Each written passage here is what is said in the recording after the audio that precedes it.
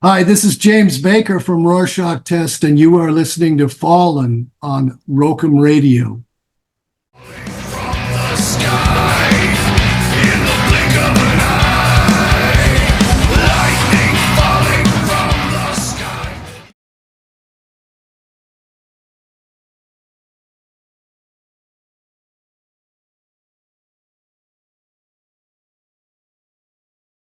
Rorschach Test has returned with an important message about mental health and suicidal ideation. What inspired you to focus on this topic in your new music? Well, I always tend to write from a standpoint of personal experience.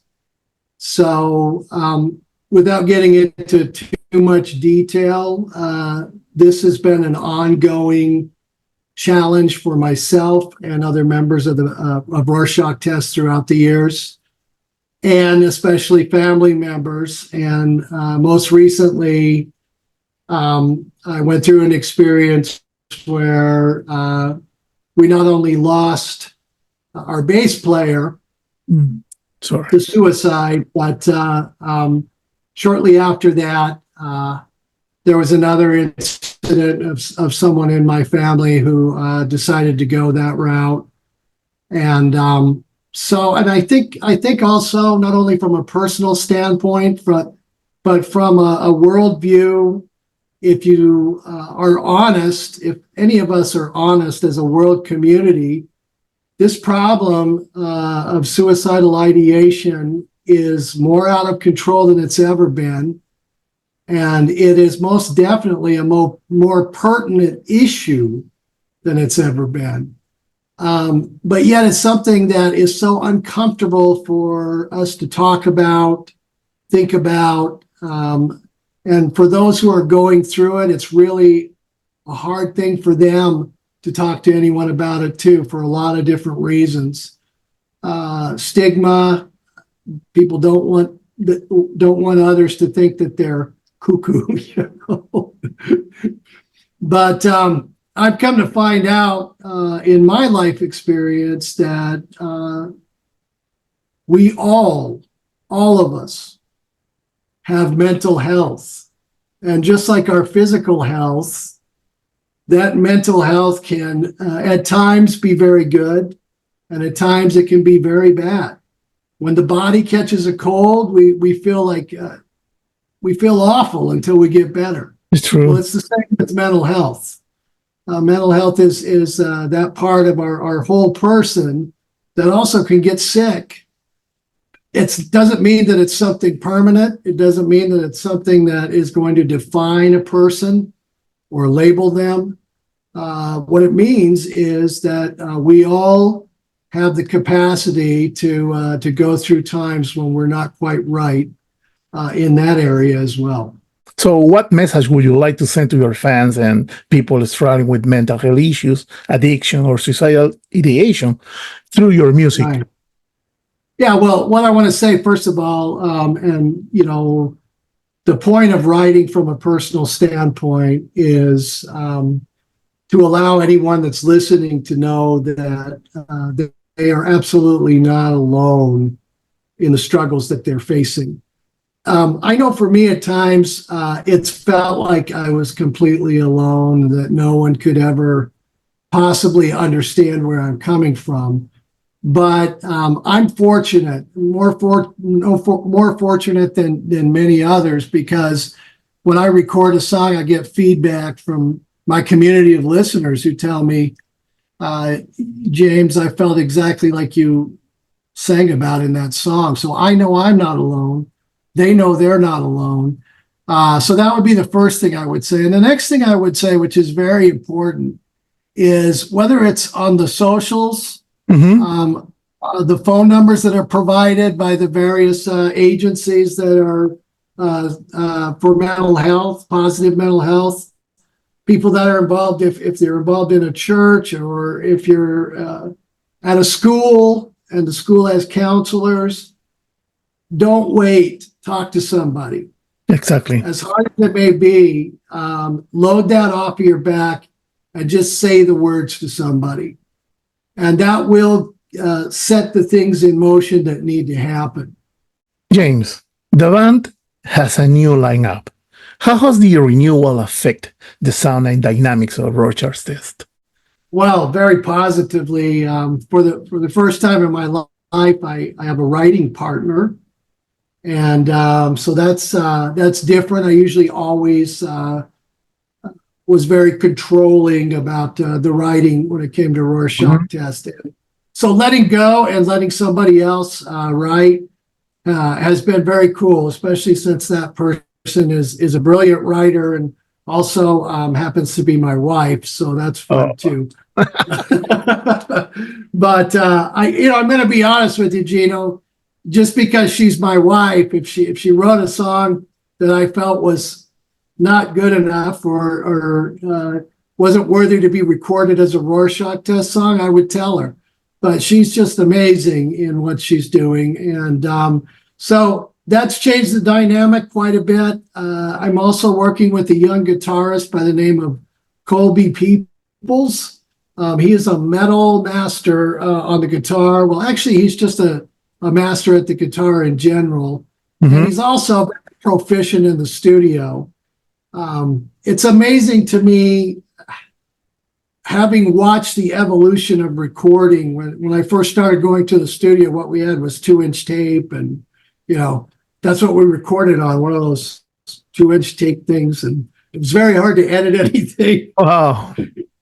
But now with the digital recording revolution that's come up, all of the tricks and methods of recording in a digital format are way beyond me. But this kid, he knows more about recording than most people will ever even dream of knowing. So he's got really great skills in that way, which is definitely pushing the dynamics of the songs as they are recorded. Yes. Yeah. So we're excited about this album. Talking about that, the production of your new album includes a mix of analog and vintage technology. What led you to choose this blend of techniques, and how these affect the final result? Well, I think it makes it better. One thing that I won't compromise on is any type of, loop or riff that was kind of ripped off by somebody else, and then try to make it your own song. We're still very original in our recording process. All the guitar riffs are written by Colby. I actually watch him write them as he's doing it. It's pretty amazing. And that's that type of technology that maybe I think you're referring to that some other bands may use, sort of using AI or whatever to put together songs. That's not what we're doing here. When I talk about the technology, I'm talking about various processing effects in terms of making the sound a bigger and more vibrant sound overall. It would be more of a mastering type software. That's exciting to me, and it definitely makes the end result sound very big and very powerful. And we'll be able to translate that live as well, though, which is important. And we'll do it actually playing instead of pressing a play button on a whatever. Wow. Yeah. So yeah. Mike Bollenbach, known for working with Alice Cooper, was part of the production team. What was the experience working with him in the studio like? Wow. So I met Mike like 30 years ago when we were on the, I believe it was the Unclean tour. And the way I met him was our first date was in Arizona. That's where we were starting the tour. And our drummer knew this kid that had a space that he was going to turn into a recording studio someday. It was an old garage in the back of his house. And he would allow us to rehearse for the tour 2 or 3 days before we started. So we did that at his little place there. And I thought he was a neat kid back then. And 30 years later, I returned to that garage in his backyard, Wow. and it's one of the most amazing recording studios that I've ever seen. I mean, it might as well just be a museum for recording, because he's got every type of analog machine you could imagine in there. He's got all of the cool old analog keyboards, and then he's got all the really great digital stuff too. And having worked with people like Bob Ezra, he's really gained some amazing experience, and it translates into every single recording he puts out. The guy knows what he's doing, and I think he's one of the best kept secrets in the music industry right now until it gets out, but he's worked with not only Alice Cooper, but he's worked with Judas Priest. He's worked with Ron Keel, the Ron Keel Band, a rock band that's pretty popular. There's a long list of people that he's worked with, kind of behind the scenes, but he's the lead producer on this project, and I'm really excited to be working with him. Wow. I think Colby Peoples co-produced the new album, right? Right, he could, yeah. What specific contribution has he made to the production and overall sound of the album? Well, yeah. So what happens in the writing process is I, in my little Logic Pro digital workstation at home, I will just lay down some basic skeleton ideas of the song and bring them to Colby, and he'll listen to them, and then together we'll write the song from that skeleton. Nothing that I do on the Logic platform ever winds up on the record. But he'll take just the sketch, and then we work together on really filling it in. So he's really great when he writes, because he writes from a sonic perspective too. Mm-hmm. He understands how lows, mids, and highs all work with each other in the recording process. He understands how if you have 5 basses, they're going to cancel each other out. It's probably not necessary. And then he also knows exactly what range the vocals need to be in sonically for that optimal performance, that optimal sound that you're looking for. So, he's just an amazing sculptor of the ideas that we come up with. And I expect great things for him as well. I think that he is if people knew about this guy, how talented he is, not only guitar wise, but studio wise, his calendar would be full, I'm sure. So wow. But you have to wait till we go on tour, because he's coming with us first. Cool. Rorschach Test is known for its gothic industrial metal style. How have your sound and style evolved from the early days to now?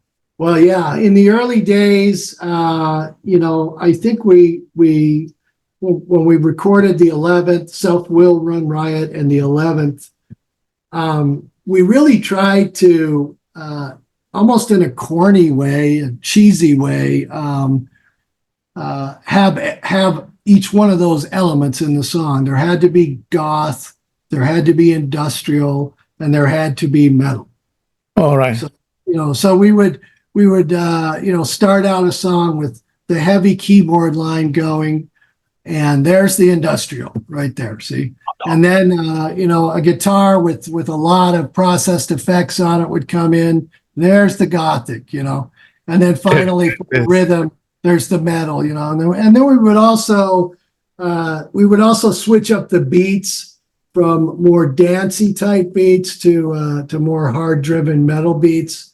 Sometimes we would just have a song that was primarily electronic based, keyboard based, with very little embellishment on the guitar. So that was the early days, and I think because the music industry experience has soured me so much, we probably got harder as the years go by. And so now I'm rather than trying to show everybody that I understand what the different genres of music are when I write.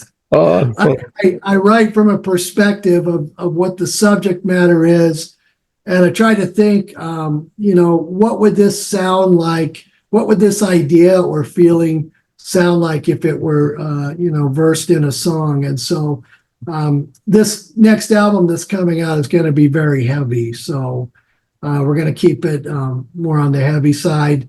But I promise everybody, there'll be all those elements throughout the album. Yeah. hey, James, can you share any interesting story or experience from the recording process? Oh, wow. Let's see. There's so many that I could think of, but I think one interesting experience was I had a song written, which it was at that time it was titled Insecticide, and I brought it into the studio, and I gave Colby the basic tracks, and he said, "Well, give me some vocal guides on this, and then we'll write it from that, because I kind of need to hear what the song's about." So I proceeded to do the vocal tracks. Then we got done, and Colby went to work with me, and before you knew it, he had these amazing guitar riffs lined up, and he changed. There were some changes in the verse where it made it just really cool that people will hear. But what happened was, after he contributed his part, I realized that the vocals were no longer relevant to the song.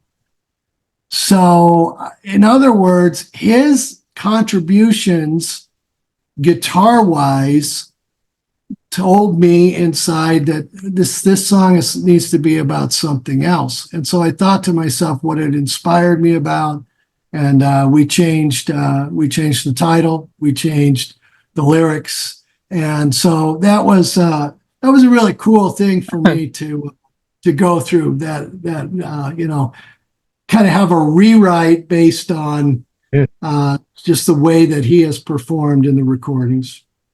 How has the reception been from your fans and the public since your release of your single, Falling? Wow, it's been great, Gino. I mean, initially, when we put the video up, my wife shared it to her Facebook page. And by the way, on Facebook, she's the Narcoleptic Goddess is her handle.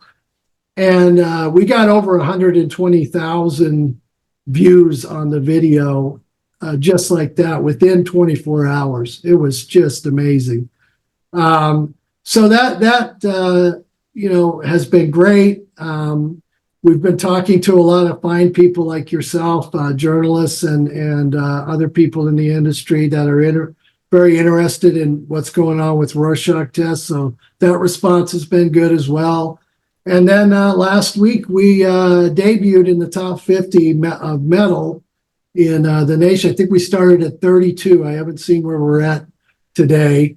But, so I'd have to say that after taking such a long break and having not played any live shows for all these years, not really been active online at all, that to have that type of immediate response and approval has been very affirming. And I just want to thank everybody, all the fans out there and new listeners as well, for checking us out, because it's been great.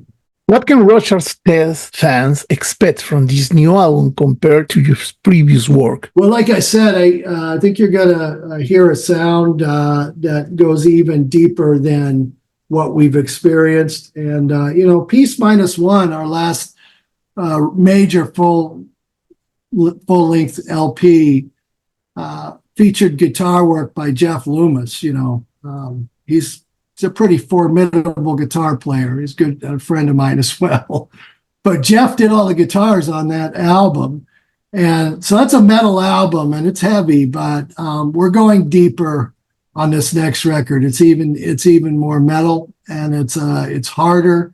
And like I said, the reason for that is pure and simply that the subject matter that we're talking about on this record is very heavy. So it deserves that type of a compliment in the music style as well. So it's going to be a lot heavier. And I think, I think everyone that is into that type of music is going to appreciate it. We do still have the electronic programming involved as well, of course. So hopefully industrial fans will also like it. And Yes. we'll all dress in black so the Gothic community will still think that we're. Talking about that communities, what's the most bizarre thing that ever happened to you on stage? Well, I think that would have to be, is this an R-rated show or what are we talking about here? Spit it out. Well, I think once, when you go to some concerts, some fans throw their brassieres or maybe their panties up to the band. Wow. And that never happened to me. But one time in Chicago when we were playing, What happened? some girl threw up her used tampon. No way, really? Yeah, really. So, Well, but very no, I mean, yeah, it's when you're touring and playing live shows, you try to stay in the moment and connect with the fans, and nothing helps you connect more than when a used tampon hits you right in the face. very personal. Right. A crazy question, okay? If your new album were a flavor of ice cream, what flavor would it be and why?